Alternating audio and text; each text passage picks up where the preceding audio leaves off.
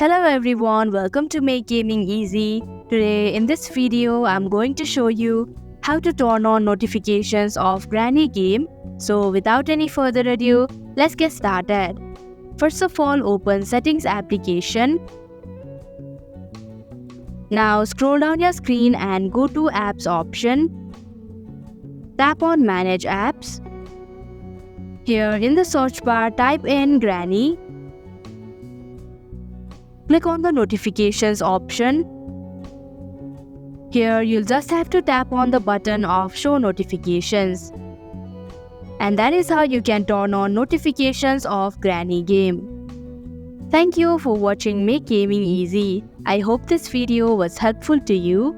If it was, hit the like button and comment down if you have any questions or feedback. Also, if you are new to our channel, subscribe and hit the bell icon so that you don't miss our upcoming videos.